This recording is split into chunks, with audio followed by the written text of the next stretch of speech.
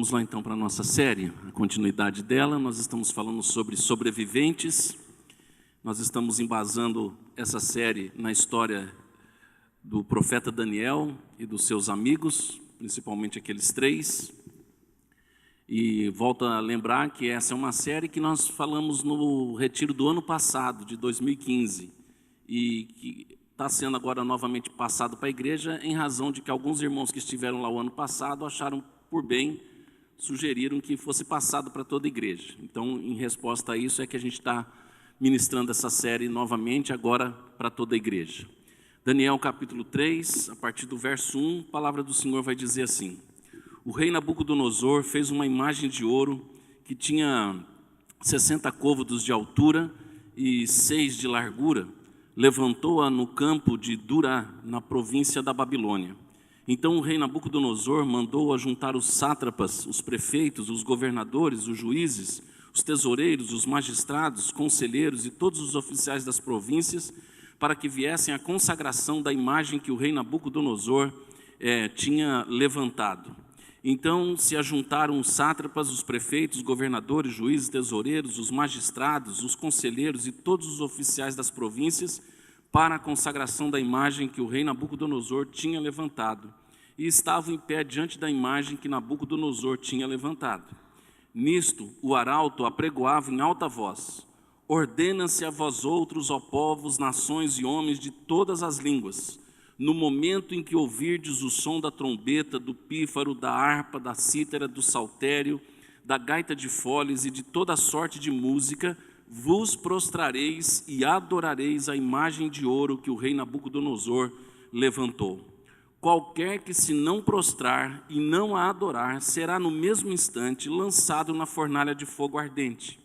Portanto, quando todos os povos ouviram o som da trombeta, do pífaro, da harpa, da cítara, do saltério e toda sorte de música, se prostraram os povos, nações e homens de todas as línguas e adoraram a imagem de ouro que o rei Nabucodonosor tinha levantado.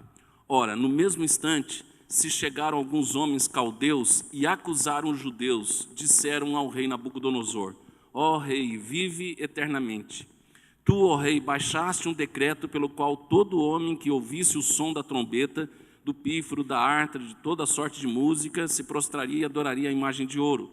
E qualquer que não se prostrasse e não adorasse, seria lançado na fornalha de fogo ardente. Há uns homens judeus que tu constituíste sobre os negócios das províncias da Babilônia, Sadraque, Mesaque e Abidnego. Estes homens, ó rei, não fizeram caso de ti. A teus deuses não servem, nem adoram a imagem de ouro que levantaste.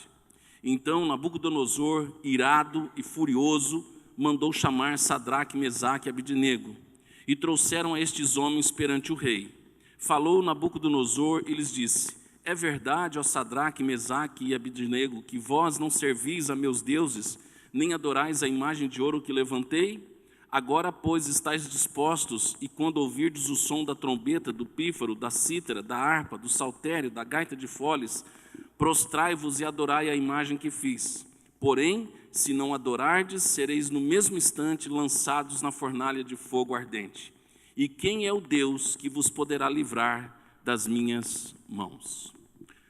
Na continuidade, irmãos, então, dessa série, hoje nós vamos falar sobre como sobreviver à idolatria babilônica. Lembra que nos 2 primeiros domingos dessa série nós falamos sobre como sobreviver à cultura babilônica. Lembrando que era o desejo da Babilônia daqueles tempos fazer com que todos os seus cativos se tornassem babilônicos forçadamente, ou seja, eles passavam seus cativos por um processo de aculturização, transformavam qualquer pessoa de outra cultura numa cultura babilônica. E aí a gente vem falando que da mesma forma, nós que também hoje estamos inseridos num sistema também chamado de sistema babilônico, da mesma maneira esse sistema quer imprimir em cada um de nós a sua cultura, ou seja, o seu estilo de vida. Mas eu lembro também que a gente disse aqui que normalmente o inimigo usa de 2 estratégias básicas, não varia muito além dessas 2, sedução e opressão. E eu disse até que a sedução é a mais utilizada, né? Porque ela é mais sutil, aparentemente ela é inofensiva, aparentemente ela não está fazendo nada de mal, e quando menos a gente espera, você está do outro lado, né? Porém, eu também disse que, uma vez que a sedução não funciona, em alguns casos, o inimigo passa para a segunda estratégia dele, que é a opressão. E é nesse episódio aqui que nós vamos ver ele se utilizando desse segundo método. E aqui o interessante é que depois de tentá-los seduzi-los e viram que não deu certo, agora a Babilônia faz a seguinte proposta. Nabucodonosor, o rei, o imperador da Babilônia, manda erigir à sua própria homenagem uma estátua de 60 côvados de altura, o que daria hoje aproximadamente 30 metros, né? Imagina um edifício de 30 metros, aí seria um edifício mais ou menos de 10 andares, considerando que cada andar tenha 3 metros. Então seria uma estátua de 30 metros de altura por 6 côvados de largura, por 3 de largura. Então era quase um pináculo extremamente alto. E aí baixa-se um decreto, conforme a gente cansou de ver a repetição no próprio texto, dizendo que todas as vezes que se escutasse o som do saltério, da harpa, da gaita de foles, enfim, da orquestra toda, que tocaria uma música, quando todos que estivessem ali na Babilônia ouvissem essa música, todos tinham que se prostrar diante da imagem de ouro de Nabucodonosor e adorá-lo. Sob a pena de, se não fizer isso, imediatamente os desobedientes seriam lançados dentro da fornalha de fogo ardente. É esse o contexto histórico, e é em cima disso que a gente vai começar a ver como sobreviver, então, a essa idolatria babilônica. Interessante, irmãos, que o perfil do opressor é sempre o mesmo. Todo opressor, todo tirano, todo déspota tem esse perfil de ser vaidoso. E a sua vaidade o leva a acreditar que ele está acima do bem e do mal, e que todos devem reverenciá-lo, que todos devem respeito a ele. Então o perfil aqui é o mesmo. Além de ser vaidoso, esse sistema quer todo mundo aos seus pés. Esse sistema quer que todos o reverenciem, que todos o adorem.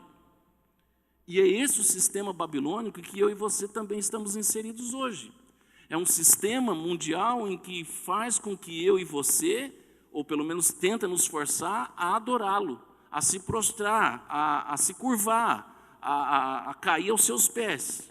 É esse o objetivo desse sistema que hoje opera no mundo, fazer com que a gente deixe de adorar um genuíno Deus para que a gente possa então se tornar adoradores desse sistema. Agora, eu não sei se você já percebeu, e isso é fácil até de perceber, que a idolatria ela funciona muito debaixo da égide do medo. Toda idolatria só funciona porque ela consegue infundir na pessoa do idólatra o medo. Olha só o que acontece, por exemplo, na idolatria mais comum que a gente conhece, na idolatria de santos, de imagens e tudo mais. Normalmente, o que está por trás dessas pessoas que idolatram esses ídolos é o medo.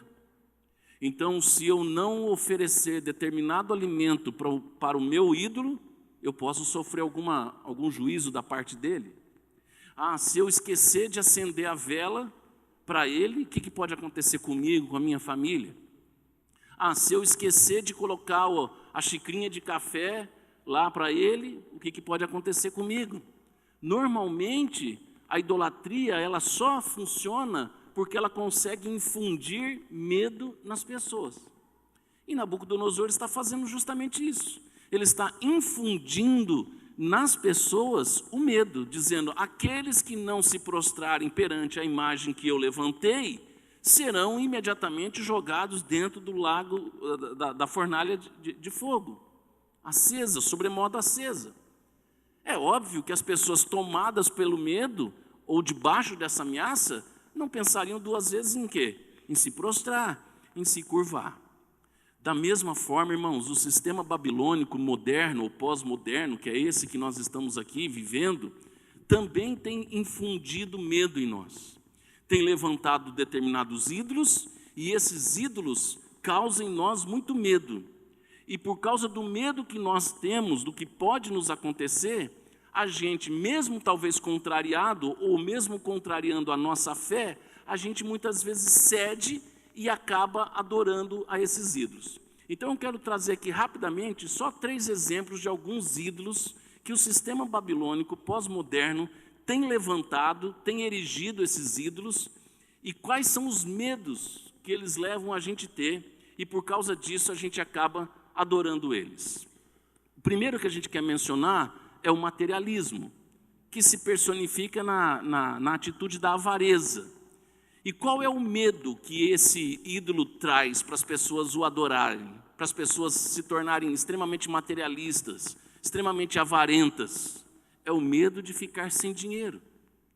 Por exemplo, medo de ficar sem o emprego.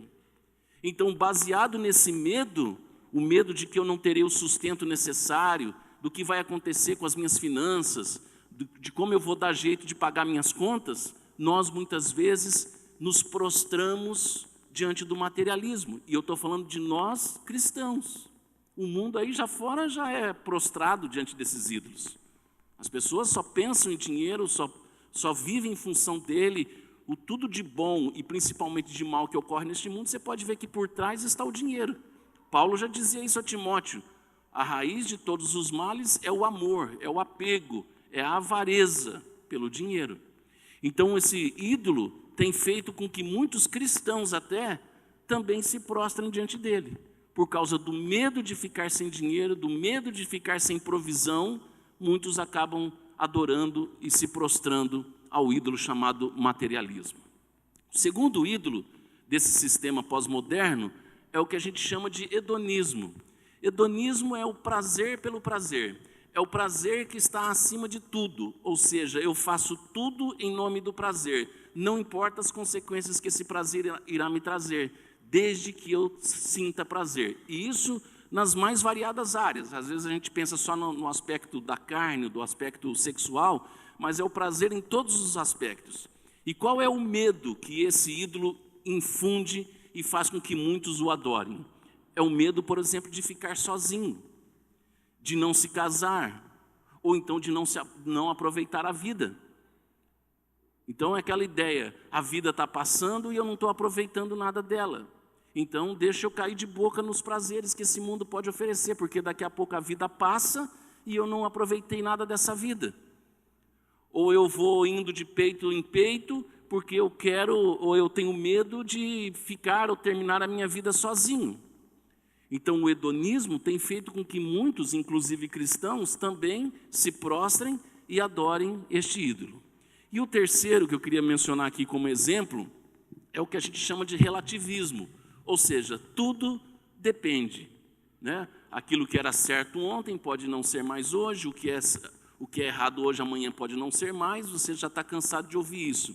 E o medo dele, ou o medo que ele infunde é esse, é o medo de ser rejeitado. Rejeitado por quem? Pelo grupo, pela sociedade, pelos amigos, pelo ambiente onde eu vivo. Então, eu vou ser flexível, eu vou ser maleável, eu vou me tornar uma pessoa volúvel, porque o medo que eu tenho de ser rejeitado, de não ser aceito, de ser tirado, né, como a gente costuma dizer na gíria, faz com que eu me torne um sujeito relativista.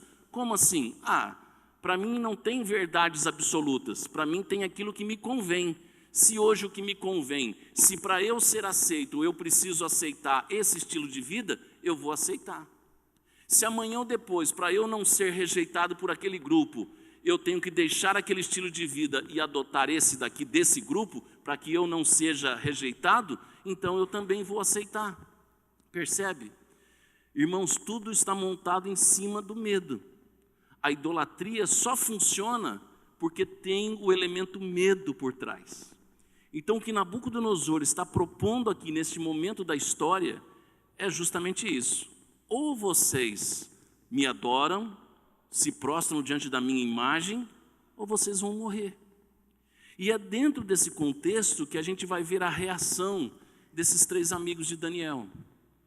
É diante desse episódio que a gente vai ver como a gente pode sim sobreviver, como a gente pode resistir sim a esse sistema que está tentando impor para nós a todo custo, fazendo com que a gente engula, goela abaixo, essa idolatria, pela opressão, pela força do medo.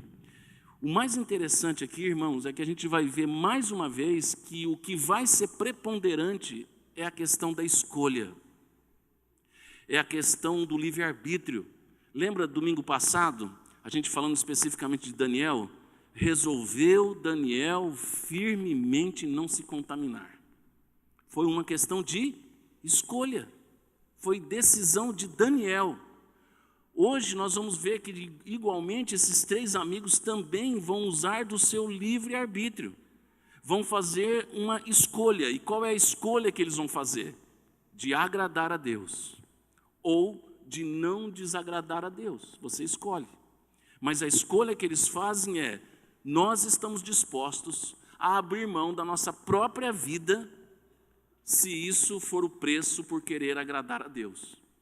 Nenhum medo, nenhuma opressão vai fazer com que a gente seja levado a desagradar o nosso Deus, mesmo que com isso a gente possa pagar com a própria vida.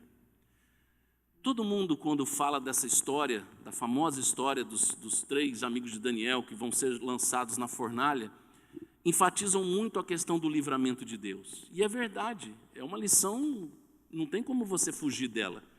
Não tem como a gente não se maravilhar com todo o livramento de Deus. Mas nessa noite especificamente, eu gostaria de dar um tom um pouquinho diferente e dizer para você que o grande ensino aqui nessa história não é o livramento que Deus pode operar, porque para Deus isso é fichinha. Então o grande ensinamento aqui não é o livramento que Deus pode operar.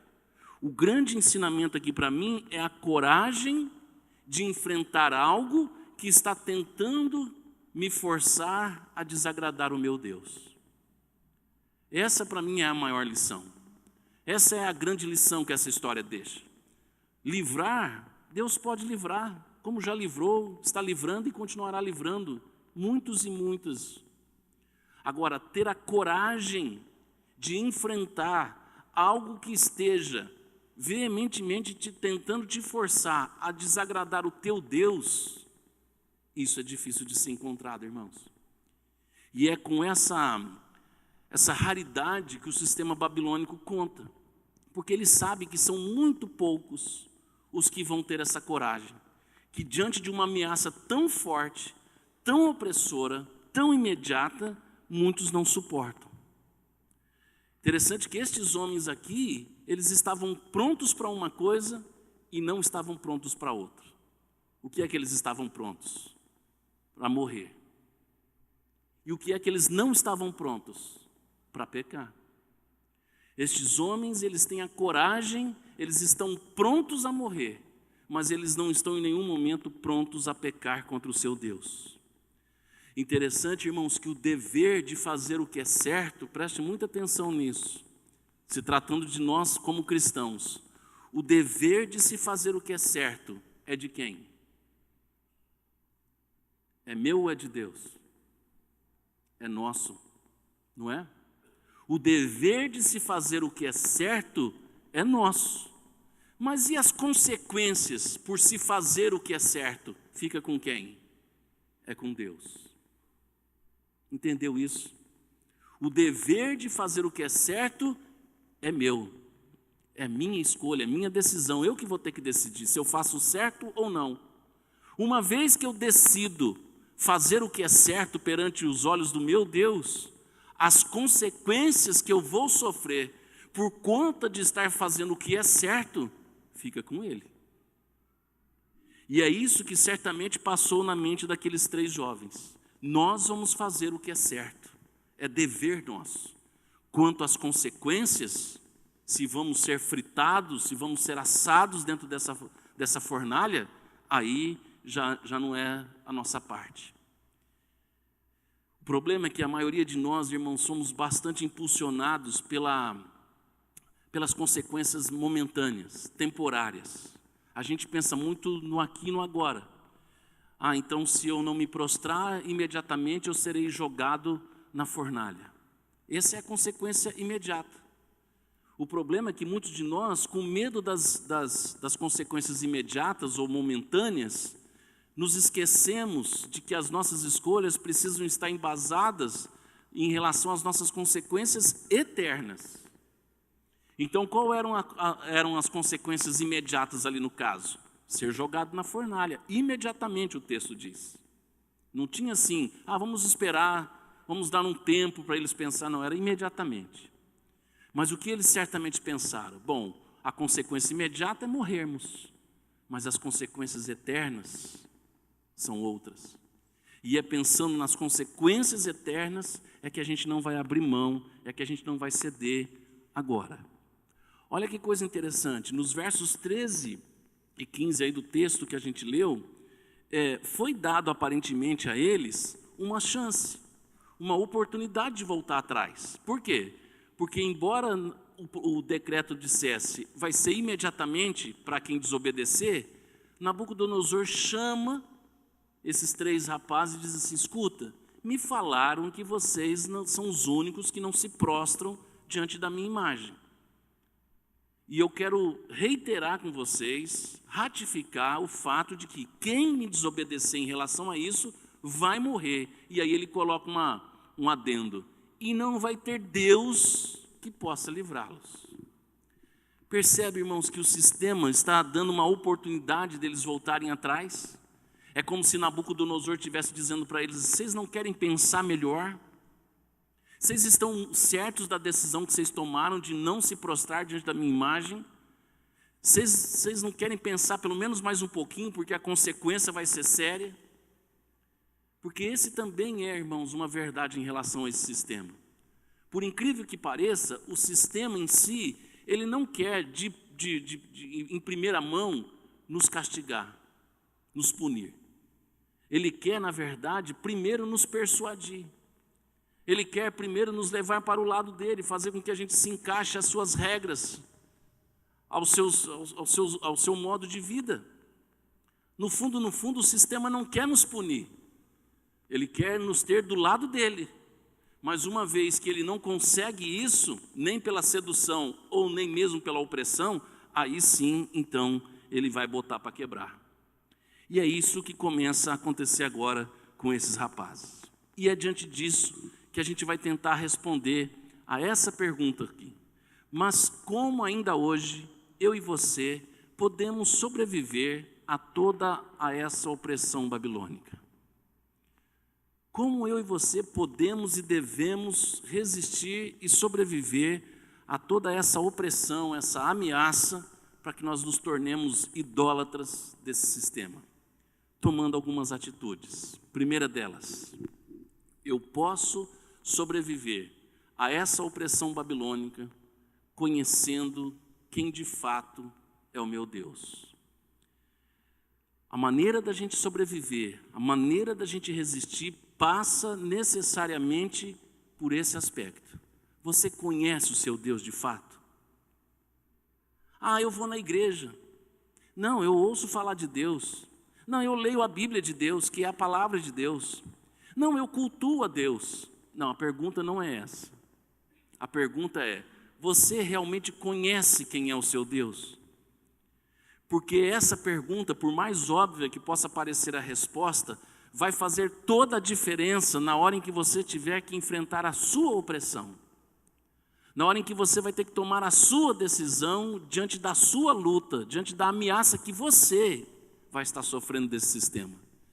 E é o quanto você conhece de Deus, não o quanto de informação sobre Ele, mas é o quanto você conhece de Deus, o quanto você se relaciona com Ele, é que vai fazer toda a diferença.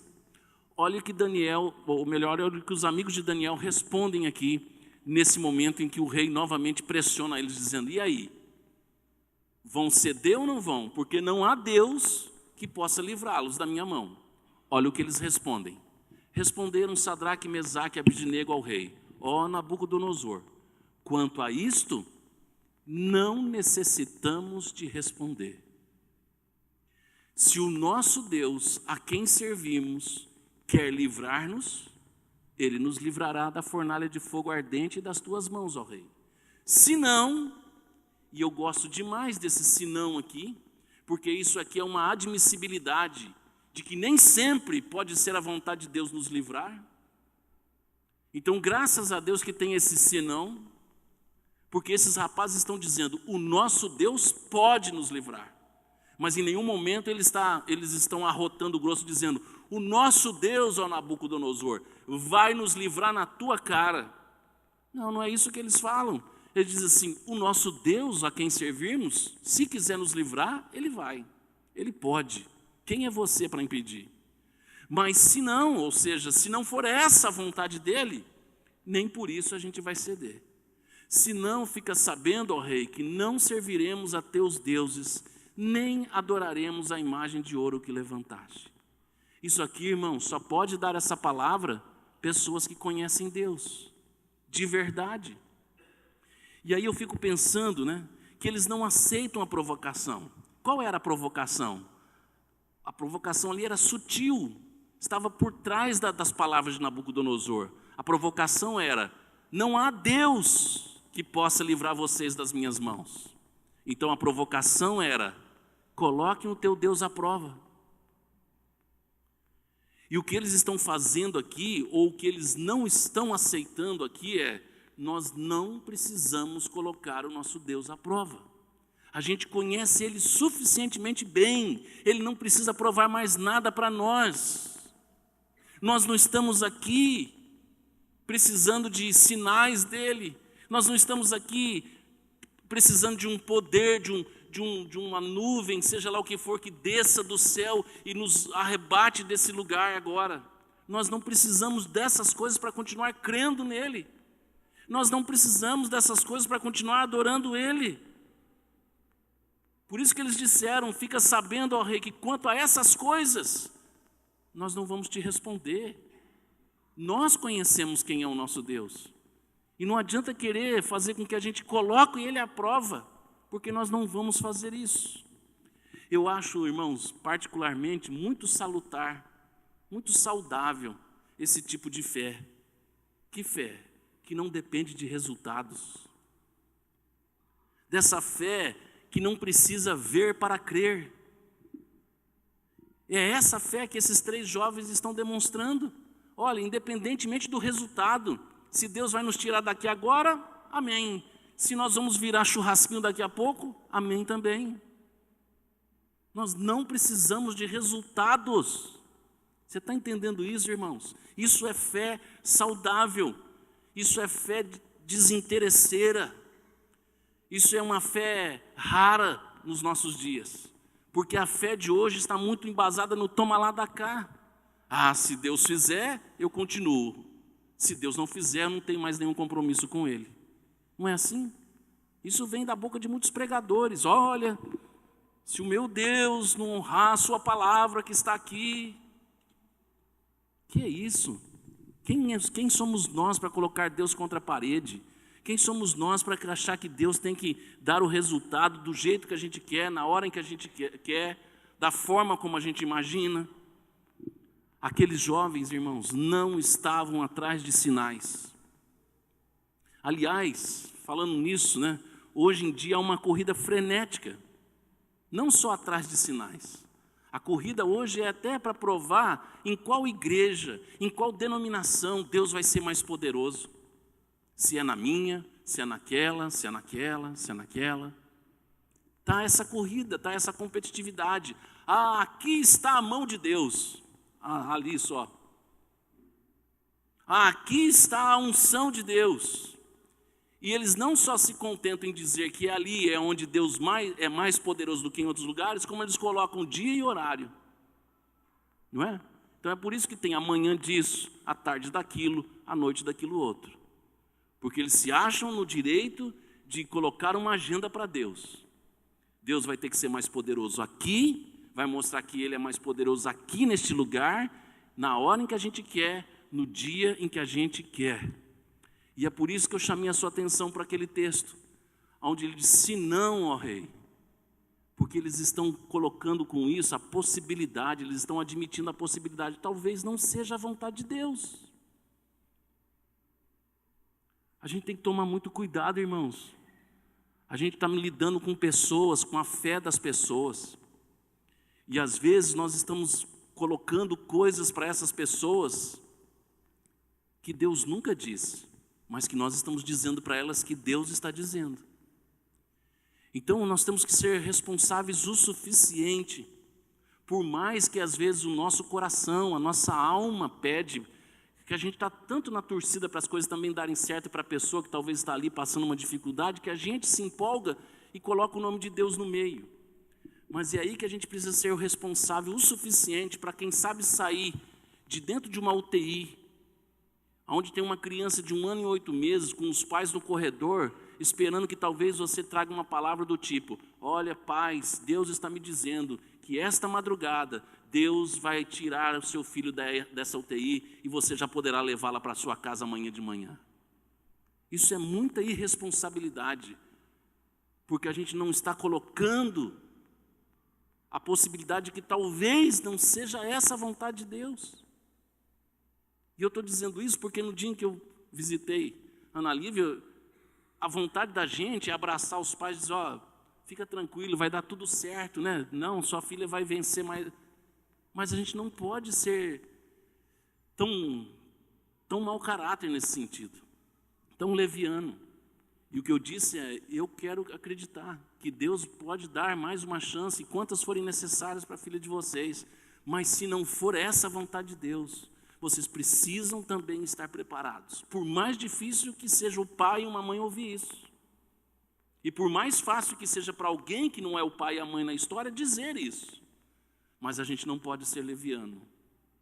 A gente tem que deixar sempre a possibilidade de que talvez essa não seja a vontade de Deus para aquele momento. E é isso que esses jovens estão colocando aqui. E é isso que a gente às vezes não encontra, muitas vezes, nos nossos dias.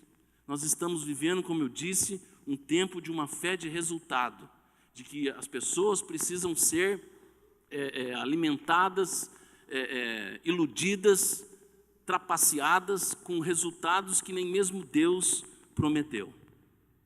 Quando você conhece a Deus de verdade, irmãos, quando nós conhecemos a Deus de verdade, a nossa fé não vai se abalar e nem vai se modificar com a mudança das circunstâncias.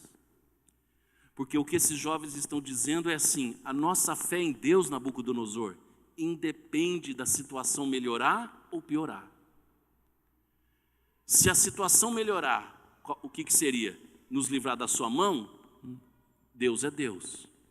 Mas se porventura a sua palavra, o seu decreto for cumprido sobre as nossas vidas, se as coisas piorarem e a gente daqui a pouco ser jogado dentro dessa fornalha, Deus continua sendo Deus.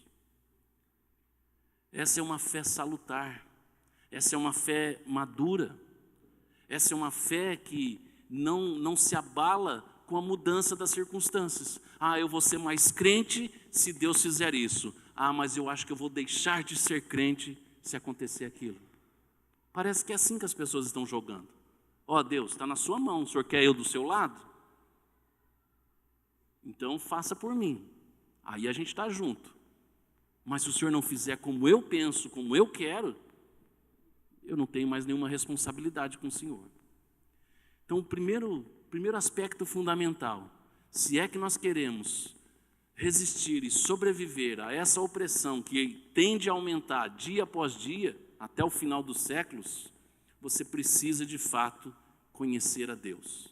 Não é conhecer de ouvir, é conhecer de se relacionar com Ele, porque certamente esses jovens só tiveram essa audácia, essa ousadia para dar essa resposta, porque eles conheciam de verdade o Deus que eles serviam. Segundo, se eu quero sobreviver a essa opressão babilônica, eu preciso aprender a descansar na soberania de Deus. E isso também pode parecer um tanto quanto raso dizer isso. Mas na prática, irmãos, isso aqui é uma das coisas mais difíceis de se colocar em prática. É descansar, por isso que eu estou usando essa palavra, descansar, não é acreditar na soberania. A gente até acredita que Deus é soberano. O nosso problema está em descansar nessa verdade, descansar na soberania de Deus.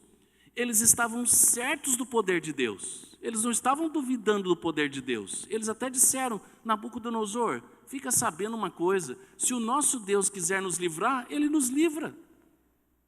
A gente está certo do poder que Ele tem.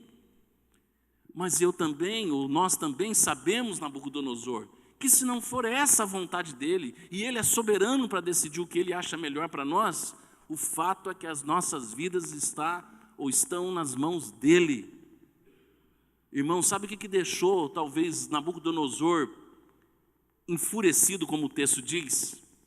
É porque esses rapazes estavam dizendo assim: o senhor se engana, rei, de achar que a nossa vida está nas suas mãos. Porque talvez, o texto não diz isso, mas pode ser que Nabucodonosor tivesse dito essas coisas para eles, dizendo assim: ó, não esqueçam que está nas minhas mãos o destino de vocês. Não esqueça que basta uma palavra minha, eu livro vocês. Basta uma palavra minha, vocês estão fulminados. E o que esses rapazes estão respondendo para Nabucodonosor é: Nabucodonosor, o senhor não entendeu ainda. As nossas vidas, a minha, desses dois aqui, ó, nós três aqui, não está nas suas mãos. A nossa vida está nas mãos de Deus. Se Ele quiser nos livrar das suas mãos, que você acha que você tem a gente nas suas mãos, Ele nos livrará. Mas se não, fica sabendo, ó rei, que da mesma forma Deus vai continuar sendo Deus. Irmãos, como nós precisamos aprender o quanto mais cedo possível, e aprender, quando eu falo aprender, aprender na prática, que é a parte mais difícil, né? É entender que a nossa vida não está nas mãos das circunstâncias. A nossa vida não está nas mãos da crise. A nossa vida não está nas mãos da doença. A nossa vida não está nas mãos do cônjuge que está querendo sair de casa. A nossa vida não está nas mãos dos pais que estão querendo se separar, dos filhos que estão querendo sair de casa.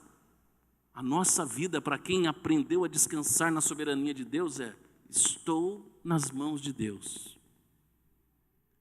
Eu não estou na mão das circunstâncias, eu não estou nas mãos do Nabucodonosor dos nossos dias. Descansar na soberania de Deus, irmãos, é dizer que haja o que houver, Deus continuará sendo Deus. Isso é descansar. Porque se a partir do momento em que eu acho que Deus só é Deus se der apenas um resultado, então não é soberano. Ele é um Deus manipulável. Ele tem que fazer o que eu quero. Mas quando eu descanso na soberania de Deus, é o que eles disseram: Nabucodonosor, fica sabendo que de um jeito ou de outro, nós vamos continuar servindo. Se Ele nos livrar, a gente continua servindo Ele aqui na terra. Se Ele não nos livrar da fornalha e a gente vai morrer, a gente continua servindo Ele do outro lado. De toda maneira, Ele continua sendo Deus nas nossas vidas. Descansar na soberania de Deus, irmãos, é deixar que Deus faça do jeito dele. É o que eles estavam dizendo.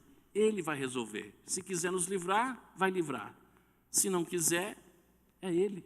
Ele é soberano. E terceira maneira de você enfrentar essa opressão babilônica é se submetendo ao senhorio de Deus. E se submeter ao senhorio de Deus, irmãos, é reconhecer que Ele é Senhor. Você só pode se submeter ao senhorio de alguém a partir do momento em que você o encara como seu Senhor, como dono da sua vida. Mas qual é uma das maiores evidências de que a gente reconhece o senhorio de Deus? O que você acha que é? Tem muitas evidências, mas eu creio que uma das mais fortes, uma das mais visíveis, palpáveis, é quando a gente está disposto ao sacrifício. Se eu encaro que Deus é dono da minha vida, que Deus é Senhor da minha vida, que Ele tem o direito de fazer e desfazer o que quer e o que não quer da minha vida, isso significa que eu vou estar disposto ou pronto até mesmo para o sacrifício, se necessário for. Porque é isso que esses três jovens estão dizendo. A nossa vida, por reconhecer que Deus é o Senhor, não é você, Nabucodonosor. O nosso Senhor, o nosso dono, é Ele. E nós vamos mostrar que Ele é dono da nossa vida porque nós estamos prontos, se necessário for. a ser sacrificado, a morrer dentro dessa fornalha. Aí é muito joia a gente pregar, ou a gente ouvir a pregação, a gente cantar, e tudo que a gente faz falando sobre que Deus é Senhor. Não tem um domingo aqui que a gente não canta uma música e fala que Deus é Senhor. Não tem um domingo aqui que passe uma mensagem que, de uma certa maneira, direto ou indiretamente, não está mostrando que Deus é Senhor. Mas o problema é que quando isso começa a afetar ou ameaçar a nossa integridade física, quando é a nossa vida que está em jogo, como esse senhorio desaparece rapidamente, não é? Quando é a nossa vida que está sendo ameaçada, quando é a nossa família, quando são os nossos bens, quando é o meu emprego, quando é a minha saúde, quando é a saúde do meu filho, seja lá o que for, quando essas coisas começam a ser ameaçadas, onde vai parar o senhorio de Deus nas nossas vidas? Se o preço é pagar com a minha família, eu não estou disposto. Se o preço é pagar com o meu filho, eu não estou disposto. Se o preço é perder o emprego, eu não estou disposto. Então Deus não é Senhor coisíssima nenhuma. Deus é só um amuleto que você tem utilizado para cima e para baixo. Mas quando esse amuleto não consegue mais te proteger das grandes ameaças, o que você faz com ele? Descarta, joga fora. Se nós reconhecemos, irmãos, que Deus é Senhor, então nós vamos nos submeter ao que quer que seja, inclusive muitas vezes pagando um preço tão alto, como esses 3 homens estavam dispostos a pagar. Ele é Senhor? É. Se Ele é Senhor, Ele tem direito de fazer o que quer com a nossa vida. Se Ele quer permitir que a gente vá parar dentro dessa fornalha, fazer o quê? Ele é Senhor. E a gente está disposto até mesmo ao sacrifício. Trazendo para os nossos dias, hoje também há um evangelho, triunfalista, que está embriagando tanta gente, tantas pessoas, e que está ensinando a essas pessoas a não se conformarem com as circunstâncias. Você deve se lembrar, e aqui não vai nenhuma crítica, e até por isso a gente não vai citar nem a denominação, mas você deve ter ouvido muitas vezes, uma determinada denominação, com uma grande mídia nas mãos, há uns 2, 3 anos atrás, criou a campanha dos revoltados. Não é? Você tem que ser revoltado. Você não pode se conformar com a circunstância que está acontecendo na sua vida. Você não pode se conformar com isso, você não pode se conformar com aquilo. E eu lembro até que usava lá um texto de Juízes, como se o juiz lá da Bíblia tivesse sido um revoltado. Essa é a fé que muita gente está abraçando. É a fé de não aceitar o que pode vir de ruim aos nossos olhos. E eu não estou dizendo com isso, irmãos, que a gente precisa ser sadomasoquista, que a gente tem que ser adorador do sofrimento, amante do sofrimento, que a gente tem que ser um cordeirinho. Não é isso. Mas o que eu estou dizendo é, cuidado para não confundir a questão de levar a tua necessidade diante de Deus, mas deixar Deus resolver o que é melhor para você. E mais uma vez a gente faz uso da fala desses 3 jovens. Senhor, é claro que nós, ainda jovens que somos, queremos viver mais. E nós sabemos o suficiente para crer que o Senhor pode nos livrar dessa fornalha. Mas, se essa não for a sua vontade, revoltado é que eu não vou ficar. Está entendendo isso? Se o nosso destino daqui a alguns minutos é ir parar dentro dessa fornalha, isso não é acomodação, isso é submissão ao senhorio de Deus. Isso não é comodismo, isso não é ter uma fé raquítica, pelo contrário, isso é fé de gente forte. Isso é fé para mais de metro. Porque você dizer que Deus vai continuar sendo Deus, mesmo quando as coisas não vão acontecer do jeito que você gostaria, irmãos, eu admiro uma fé dessa. Eu ainda luto para ter um tipo de fé assim. Porque eu ainda acho que não tenho. Uma fé que Deus vai continuar sendo Deus, mesmo quando as coisas não vão ser do meu jeito. Todo mundo gosta, não é? Acho que depois de João 3,16, o texto mais conhecido, mais pronunciado é Salmo 23. E principalmente o primeiro verso dele.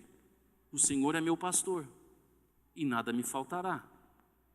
Mas você percebeu a ordem da sentença aí? A ordem da frase?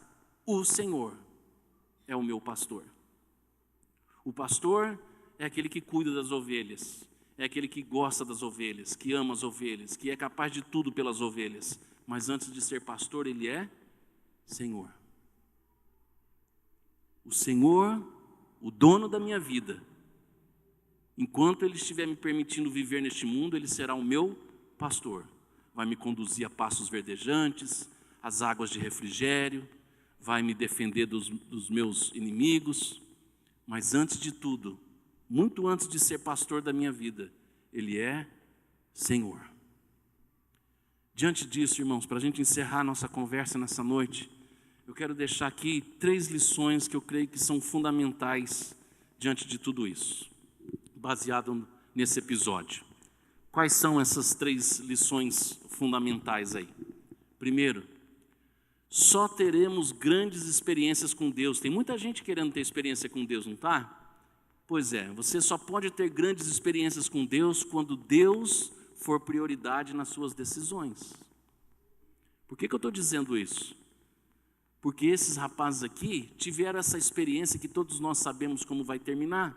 Você lembra como é que termina, não é? Eles são lançados dentro da fornalha, o gás abriu mais ainda, ficou 7 vezes mais quente e eles foram jogados lá dentro.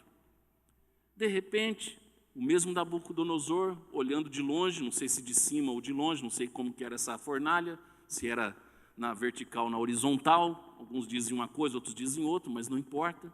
O fato é que esse Nabucodonosor, de uma hora para outra, olha lá dentro e ao invés de ver 3 vultos sendo torrados, ele vê 4 pessoas andando no meio do fogo. E aí ele chama os caras lá e diz, tudo bem que eu não sou um expert em matemática, mas até 3 eu sei contar. E quando a gente jogou eram 3. E eu lembro que essa manhã ainda não bebi, mas eu estou vendo 4.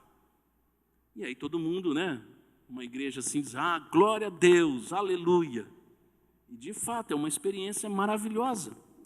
Só que a gente se esquece que essa experiência só foi possível aqueles 3 rapazes enfrentar ou passar por ela porque Deus foi prioridade na vida deles. Eles poderiam ter ficado do lado de fora. Era só ter beijado a mão de Nabucodonosor. Era só ter dito para ele, não, rei, a gente está sendo muito radical, né? Esquece o que a gente falou. A gente começa a se prostrar a partir de hoje. Eles poderiam ter se livrado, mas eles só tiveram essa grande experiência com Deus, de ir no meio do fogo, sobremodo aceso, e terem a companhia de Jesus andando com eles ali, porque Deus foi prioridade na vida deles. Aí eu vejo hoje uma porção de gente em busca de experiências com Deus, quando Deus nunca foi prioridade para eles. Tudo que eles querem é uma experiência com Deus, mas nunca quiseram ter Deus como prioridade na vida. E aí é que muitos são enganados, porque passam por experiências sobrenaturais e acreditam que isso é a aprovação de Deus para a vida deles. Irmãos, aqui, nesse caso específico, esses jovens só tiveram essa experiência de ter ao lado deles, dentro da fornalha, Jesus pré-encarnado, andando com eles ali no meio, dizendo, eu estou aqui com vocês, porque Deus era prioridade na vida desses 3 jovens. Muitos querem fogo do céu, mas são poucos que querem andar no meio do fogo por amor a Deus, não é? Não é assim? Queremos fogo do céu, mas não queremos passar pelo fogo por amor e fidelidade a Deus. Segunda lição: aqueles que estão dispostos a enfrentar o que for por amor a Deus, serão objetos de um cuidado especial dele. Deu para entender? Aqueles que estão dispostos a enfrentar o que for, até mesmo a morte, por amor a Deus, serão objetos de um cuidado especial dele. Que é mais especial do que foi esse cuidado, irmãos?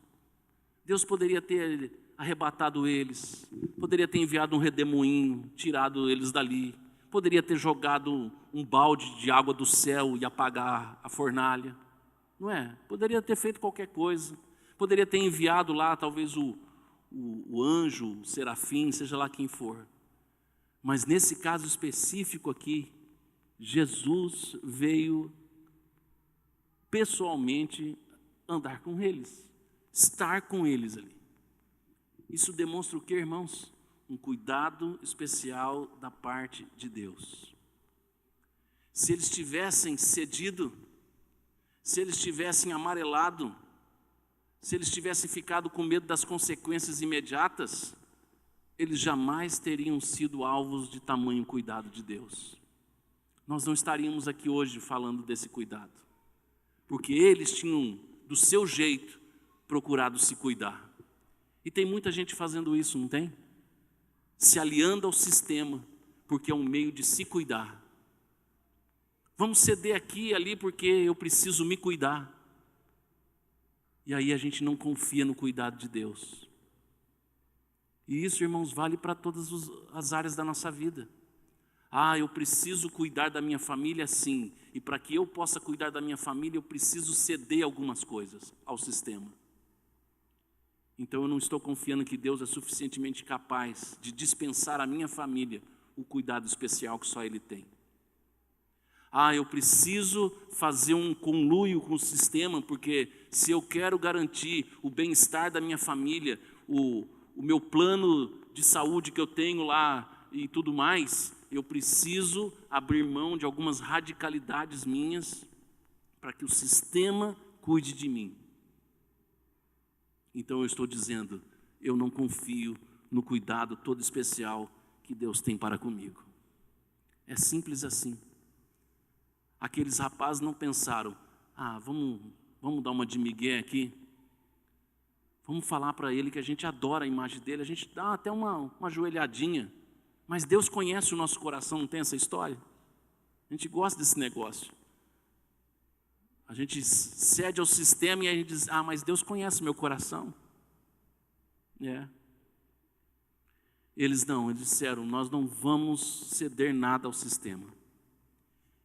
E se a gente vai cair lá no forno aceso, nem eles esperavam talvez tamanho cuidado de Deus. Eles estavam prontos a morrer. Mas lá dentro do fogo, eles foram alvos do maior cuidado que eles poderiam ter nas suas vidas. E aí, irmãos, vem a terceira e última grande lição, que para mim talvez é a mais importante. O impacto do nosso testemunho será proporcional ao tamanho do nosso compromisso.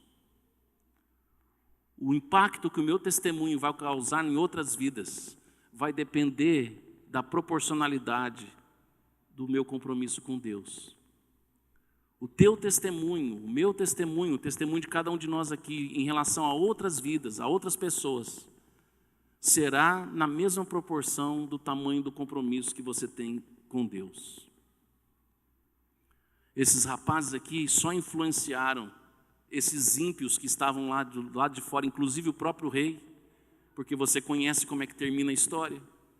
Quando eles são tirados da fornalha, intactos, íntegros fisicamente, Nabucodonosor é o primeiro a se ajoelhar, não diante deles, mas diante do Deus que eles serviam. E ele baixa um novo decreto, dizendo, sabe aquele decreto que eu tinha baixado para adorar a minha imagem? Esquece. O novo decreto é, ai daquele que agora não adorar e não se prostrar diante do Deus desses rapazes. É o impacto do testemunho desses caras na vida deste rei. Mas esse impacto só foi grande a esse ponto, irmãos, porque grande era o compromisso que eles tinham com Deus. Então a gente quer assim, eu quero impactar vidas. Isso é bonito. Queremos ser uma igreja que impacta a vida das pessoas. Também é muito belo. Mas a gente só vai de fato impactar, influenciar outras vidas a conhecer o nosso Deus, à medida em que eu tenho compromisso com esse Deus. Porque senão a mentira é descoberta rapidinho. Você pode fazer uma grande propaganda do seu Deus, mas não vai durar muito tempo quando eles começarem a conhecer quem de fato é você. A sua falta de compromisso com Deus vai ser o maior desserviço à causa das pessoas conhecerem a Deus. Porque elas querem ver Deus funcionando na sua vida primeiro, para depois acreditar no que você vai falar do seu Deus para elas. É isso que esses rapazes fizeram. Nós estamos mostrando com a nossa vida que vale a pena servir esse Deus. E aqueles homens ímpios até então não pensaram duas vezes. Cara, Deus funcionou na vida desses caras aí, vai funcionar na minha também. Sabe, irmãos, uma das coisas que a gente precisa também levar dessa noite aqui é que talvez o lugar da sua maior tribulação, o lugar onde a sua tribulação vai ser mais quente, o lugar do calor insuportável que talvez a sua vida vai se tornar, também pode ser o lugar mais íntimo da sua comunhão com Deus. Talvez no momento em que a tua tribulação alcançar o grau máximo de calor sobre a sua vida, que parece que ela vai te consumir, talvez seja esse o lugar, desse calor insuportável, seja o lugar da sua comunhão mais íntima com Deus. Quando aquela fornalha foi sobremodo acesa, 7 vezes mais do que o normal, e aqueles 3 rapazes foram jogados lá dentro, você imagine, não dá nem para falar em termos humanos, né? Parece uma fábula isso. Mas a gente não imagina aqui quantos graus de calor estava ali. E foi naquele lugar mais quente, naquele momento de maior calor, infernal quase. Foi o lugar onde aqueles 3 rapazes experimentaram a sua maior intimidade com Deus, ao ponto desse Deus vir andar com eles. Curva a tua cabeça, por favor.